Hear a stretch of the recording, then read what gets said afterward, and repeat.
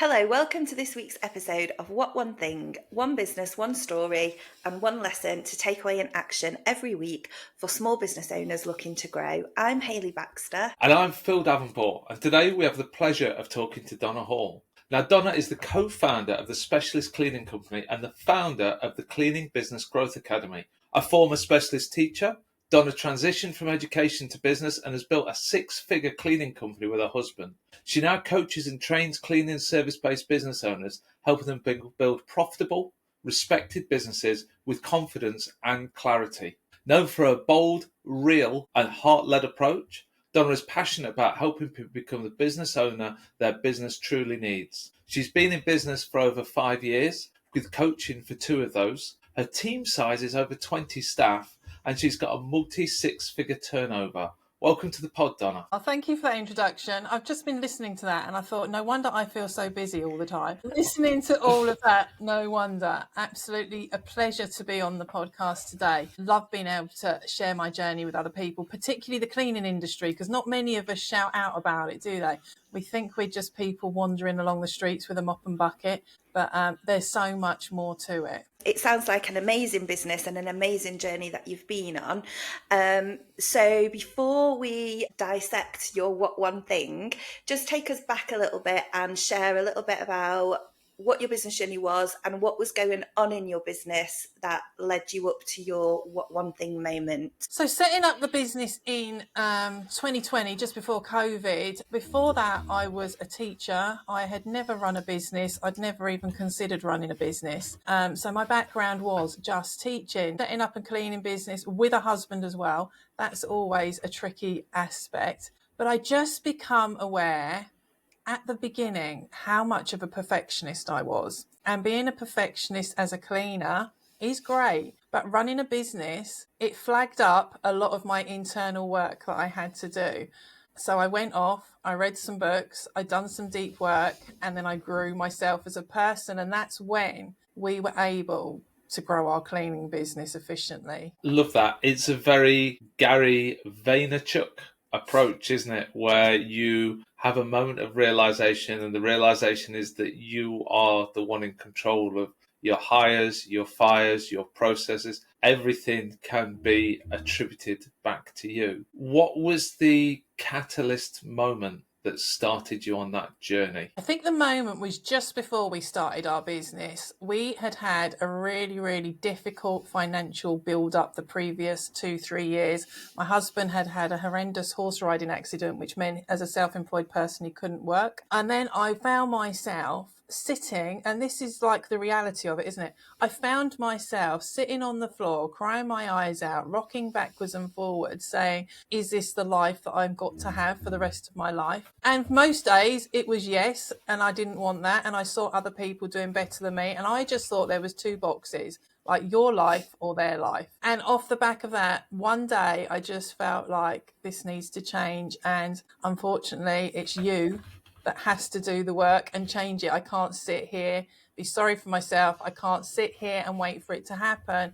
I need to find a way. I didn't know what that way was. I need to find a way to make this happen. So I just went online and searched. I think it is a great realization when you do realize it's actually you that needs to change, not the situation, not the business that you've got, maybe a little bit of change within the business, but fundamentally that it starts with you. So tell us, Donna, what is the one thing that happened, that changed? Talk us through that process and everything around it. So the one thing I can remember this like as clear as day, when we started the cleaning business, we started taking on staff, and that meant I had to train them to do the processes and systems that we had in place. And of course, as an ex-teacher, we had processes and systems in place. But one particular day, we got some negative feedback from a client. And now knowing you're always going to get that from time to time. But for me, on that particular day, it was the end of the world. Like, no one should mess up. No one should get cleaning wrong. It's easy, etc., etc. And I dwelled on that negative feedback as an attack on me for about probably at least 24 hours. And then the trigger hit, and it was like, you're putting your beliefs on a process. You're putting your beliefs beliefs on someone else. And that perfectionism is not going to do you well in business. So that's when I had to start changing up how I saw things. And like the thing I saw was the thing I need to see is that we're not all me. We don't all live by me. And perfectionism is absolutely not possible. Absolutely love that. There's two bits I kind of drew from that. The first one was someone told you you'd got an ugly baby and your business was your baby, and that hurt. And I think it's an NLP thing. I might get myself into trouble for saying this, but is it our projection is perception? So we think that everybody is judging us in the way that we judge everybody else, and that can really screw with your mindset generally. For sure, absolutely. And then this is when another part of my growth journey, because I absolutely love this journey we're on, it was when I recognised the one thing. It's when I recognised what I needed to do going forward from that scenario. And that was I needed to focus on the learning in every situation. So instead of like, okay, Doris missed the carpet in the corner of the room, how can I learn from this situation to ensure it maybe doesn't happen again, or to improve our systems and processes, or improve our training? What one thing can I learn from this? Because then there's a reason for that phone call. There's a reason for that person coming towards us. And I think that it's a really good what one thing, actually, because it's taking the emotion out of it, which is really difficult when it is your baby and it's your business and you put so much into it. But actually, I'm sure we've all heard this before, but feedback is a gift. That's how you get better. That's how you improve. That's how you, I suppose, get out of your own head and understand what's really going on, rather than it just be, as you sort of said, your own reflection of it, which in business, the truth is, if you want to grow a business and really get to be larger than a solopreneur or, sort of a one-man band, if you like, you've got to go through that process and take that emotional side out of it a little bit. So share with us a little bit more about what were some of the things that you learned along the way. So some of the things I learned along the way is exactly like what you said, like you've got to let that emotional bit go, but at the same time, it will kick in. So when I'm coaching my people, I don't say to them, don't ever have that emotion, because we're never, ever going to get to that spot, are we? It's going to kick in. You're going to get that email. You're going to want to write something back, and then you're going to steady yourself, calm yourself, do whatever you need to do, see the learning, and then reply. So it's about like recognizing it's a bit of a process. You will feel maybe that negativity. You will feel some phrases that you say to yourself that you probably don't need to, but it's about getting through it as quick as possible. And that is how, like, using my one thing and seeing the learning in every situation. And what I say is, like, see the green rather than the red. Like, what positivity can you see here rather than the negativity that you can see here? Because if you run into the situation, whether it's client feedback, whether it's a conversation with a member of staff, if you run into that situation with your negativity and your red, the outcome is going to be negativity. If you run into that situation with your staff, your team, your client, with green, with purpose, with up leveling, it always goes that way. And you as a person, you as a business owner, and even the person that you're interacting with, then up levels as well. I think it's so strong. I'm going to be controversial because I always am. And someone once said to me that just because somebody gives you their feedback or their opinion doesn't make it valid. And you've got that choice. Somebody says to you, you're wearing a terrible shirt tonight. And you look at their shirt and you think, do you know what? I don't actually value your opinion whatsoever because you look a mess. One of the things that helps me is that if I do have something that is emotionally triggering, shall we say, I'll often, and it may well be Hayley, that I'll phone somebody up and I'll say, look, this is the scenario from my view. This is the feedback I've got. Do you think it's valid? And then what what kind of ideas do you have bringing it forward? What's your process, Donna, that you go through? You've turned up to a property and maybe they've said the corners of the carpet aren't clean, or there's this or there's that issue. What's the process you go through from seeing that issue to then engaging with your staff member and then engaging back with the customer? I think it's changed massively over the years, and I guess it's still going to keep changing. But now it's something I see and try and encourage them to see it rather than me flag it up. So I might walk around the property with the member of staff, depending on time, depending on the type of property it is, whether the client's there or not, and just ask them what they think, what they can see. They might notice it, they might not. And then I would bring it up in a positive light. How can we improve this room? How can we make it even better? And we do lots and lots of audits and spot checks. So our team are used to us being out and checking in on work. And I just present it as like, it's an up-leveling process. If we check each other's work, they check their work, and they check their team's work as well. If we're checking each other's work, we can only get better, because we'll see the things that aren't going great. We'll see the things that aren't going so great. So I think, in answer to your question, I think it's creating a culture where people know that we're going to, in a beautiful way, call people out and not pinpoint it as like finger pointing, but as let's up level the business as best we can, and this is how we can do it. I think there's two things that are coming to me. So one is, I think the crux of going back to this is it's how you manage your emotion, because that's where it's all stemming from, isn't it? And then the second thing I'd like to kind of sort of link in to the same thing, but if there is a business owner out there today listening, what practical steps can they actually begin to take to start implementing this process for themselves, or, you know, taking your lesson and putting that into real life, into their business? I think it's a really powerful question, isn't it?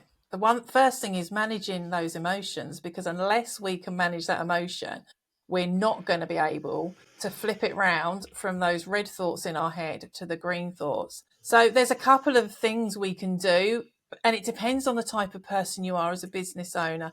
We can go down the method of like meditating and journaling and those sort of things, which I love the meditation side, but it's not for everyone. And you can meditate on your emotions, or you can journal and write about it. But a really simple exercise is, if it's an email, before you write back to that email, write all those thoughts on a piece of paper.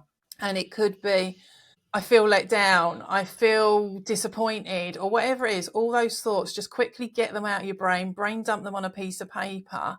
And then on the other side of the sheet, write the flip side. Like, what would be the flip side to the situation?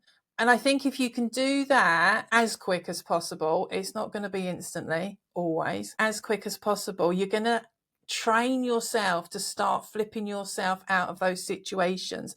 Because I think if I can help anyone, it's about being able to get yourself out of that situation, like, because then you'll see the learning in the situation. But if I just tell you to go away today, if you have negative feedback, just go and see the learning in it. If you can't settle your emotions, and if you can't flip from the red to the green, then you're not going to be able to see the learning. So it's like, grab a piece of paper, write down those negative thoughts, write down what a positive thought could be. So what if this was the ideal situation right now? How can we all learn from this? How can we make it so this is an up-level period? All those sort of things. Then slowly but surely, as time goes by, you'll be able to do that more naturally. And I must agree with you on that one, that how often have we call it head junk or whatever you want to call it, and things are terrible and it's tragic and blah, blah, blah.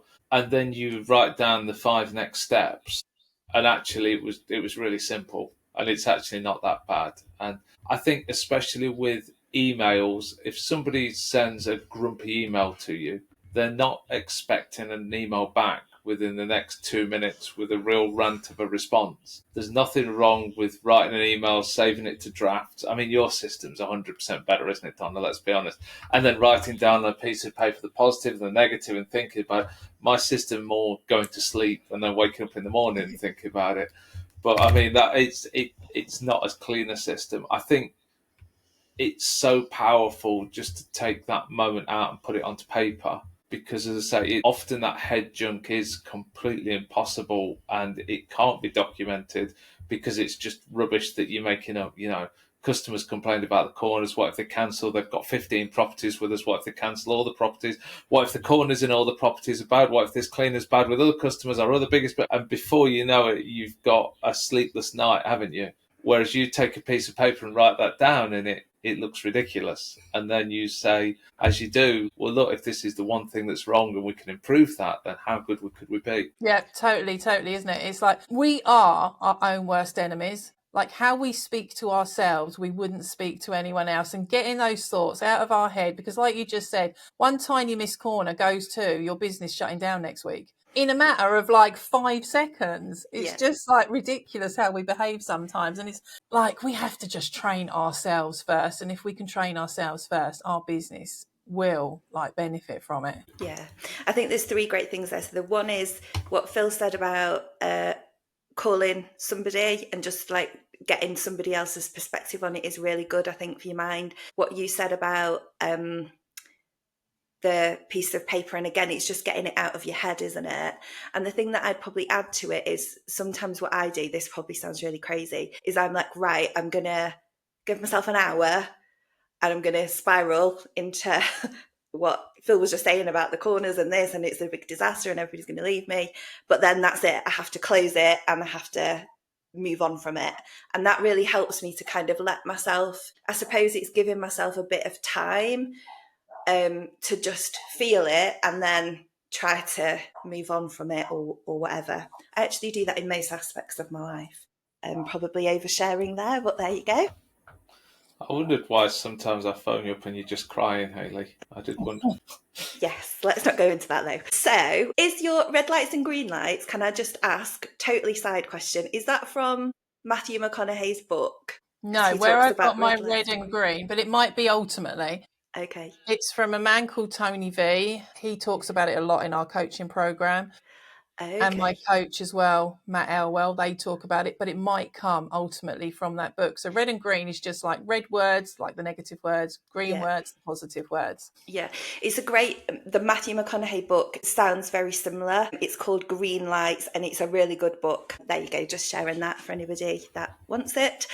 So talk to us about then the outcome and what changed in your business once you'd started to implement these things and go on that journey. So what changed in my business? I am now definitely a recovering perfectionist. You know, it still kicks in, but I'm definitely on that route. I don't put my beliefs on other people, or I try my hardest not to, because I think that's super, super important.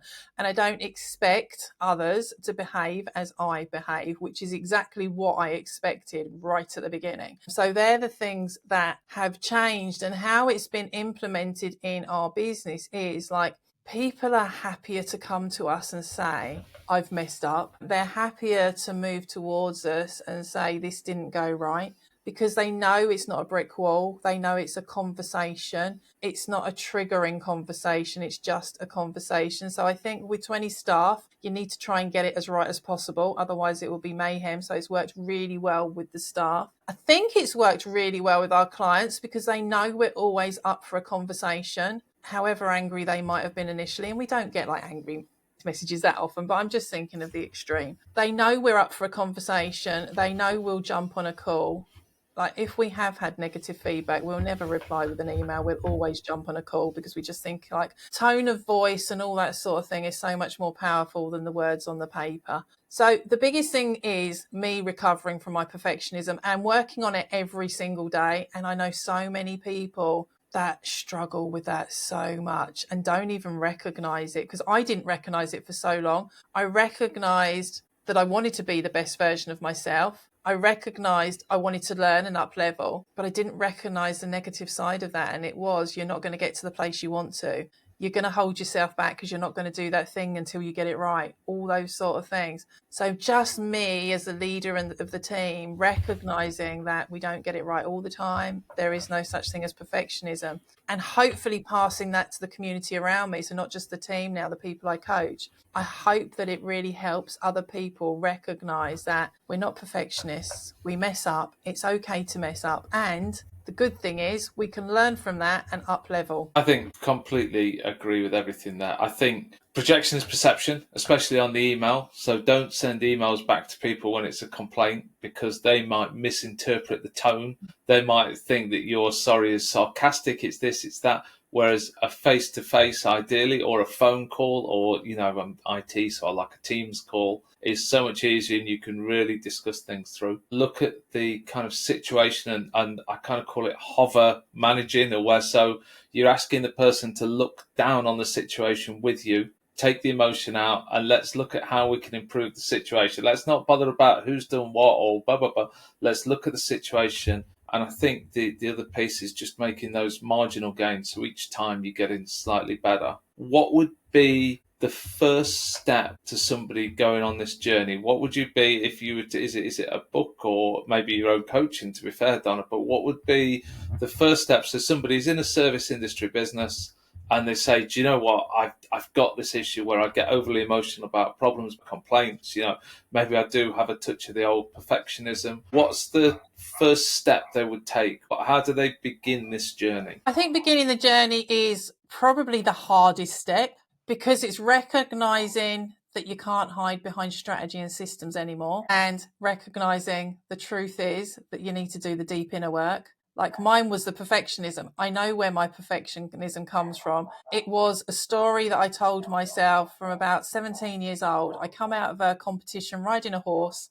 I always won competitions, and as I come out the ring, I'd come second, and my dad dismissed it totally because I come second. And that's where my perfectionism comes from, because I thought anything better than first wasn't good enough. The most simple thing to tell someone, but also the hardest thing to tell someone, is you need to start doing that inner work. And it might be pick up a book. It might be come on one of my courses. It might be listen to a podcast. But it's about recognizing when something irritates you, ask yourself, why has it irritated me? Because that's how I found out the perfectionism bit. So that person's called you, why has it irritated me? It's irritated me because X, Y, and Z, and that's where the work begins. Love that, Donna. And I think it's true. We get so caught up in putting in systems, processes, getting clients doing this, doing that. We, as the business owner in all of that, just gets not left behind, but we don't deal with the stuff that actually is the bit that can really make a difference. And let's face it, it's not easy running a business, is it? So you've got to be mentally strong or have tools you can pull up on to deal with things as they happen. I think it's been a really great one thing. So, shameless plug time. Tell us a little bit about your ideal client, who you're looking to connect with, and where people can connect with you. So, talking on my coaching side, my ideal client is cleaning business owners. They may be solo cleaning businesses, or they might have teams. People that are looking to grow and scale their business but do the inner work. I can't hand it to you on a plate. It's absolutely not something I can do, but I can work with you, and I can work side by side with you and help you become the business owner to create the success that your business needs. And I am in various places, Instagram, Facebook, the regulars, and just give me a shout if you need some help and advice. And what are your handles on there, Donna? Because I'm down with the kids. So Instagram, I had to write this down before I come on because I couldn't remember. It is _Donna_Hall. And Facebook, we have a free community group, and that is called the Cleaning Business Growth Academy Community Group. But you can find me anywhere. Just type Donna in. I'm one of these weird people that loves social media. I really enjoy it. So I'm pretty much everywhere. I think that's great. You don't hear many people saying that. Everybody always says, oh, I don't like it. And we'll put the links in the descriptions as well, so people can connect with you. Thank you very much. Wow. I think what an incredible conversation with Donna, because she talked a lot about emotion, and without wanting to be disparaging to anybody, there wasn't a lot of talk of woo-woo in that emotion. It was real, solid, plain steps of how to move forward, how to improve. What was your big takeaway from that chat, Hayley? I think my big takeaway is that sometimes we have to realise on this journey that we have to get out of our own way, and that managing our internal emotions is a big part of that, because I think that's what holds a lot of business owners back, because of the way they think or they feel or this or that. And, I'll include myself in that. So the big takeaway for me, as well as all the practical steps and the great things that Donna shared, is that it's that realization that we have to get out of our own way. Completely agree with that. I think for me, the big takeaway was, I'm not really a journaler, but I think I'm going to give it a go for a couple of days. Writing down the emotions that you feel as a business owner as various tasks come up. Do you feel overwhelmed? Do you feel angry? Do you feel happy? Do you feel it's condescending an emotion? I don't know. But often we don't take that moment to have a think about how we're feeling when we're coming up to making the decision. And I think the whole green light, red light of writing it down, taking your time. So often I certainly make decisions rapidly in the moment and then spend 5 days thinking, I really wish I'd taken an hour to come up with that decision, or spoken to somebody, or reached out. So I think that's where I will begin with that advice. Yeah, I think it's that balance between not getting stuck in indecisiveness and not making the decision, between just having enough thought going into it that you're not just making it snap and then ending up. But again, the truth is, once you've made the decision, it comes back to the emotional side of dealing with it. If you've made it, you just have to get on with how you have to get on with dealing with what the decision you've made. And if you need to change something or you need to do something differently, then that needs to come out of that. Not, and I'm probably one of the worst people. You just let it go round in your head. Anyway, the other thing that I thought was really interesting is that in Donna's journey, the culture she created within her team, that it's okay, that actually we approach it in this way to make us all better.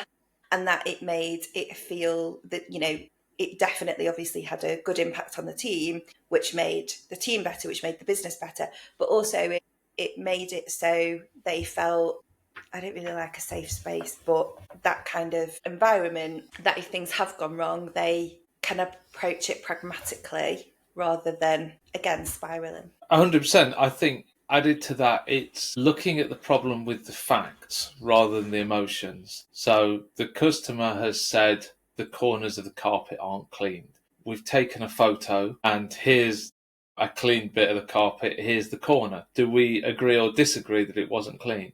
Okay, if it's not cleaned and we've agreed on that as a fact, what can we do to make this better next time? Rather than saying, you flipping idiot, why the hell don't you clean the corners? It's part of your job. It's in your job description. Look, here's the sheet I gave you that was a training sheet that says you need to go around the whole room. It's approaching that problem. And often I will approach a problem with that attitude when I'm being a good business owner. And my member of staff will say, yeah, because you've given me a round hoover, it won't go into the corners. And you go, I was about to absolutely blast you out the room for being so incompetent. And actually, once again, this is my incompetence because I've given you the wrong tools, or I've given you the wrong premise. I've told you need to get these rooms done in 6 minutes and you can't do the corners in 6 minutes. But I also, yeah, you're absolutely right. I also think in all of that, going back to the thing that triggered it for Donna, is that we're not perfect. We're only human, and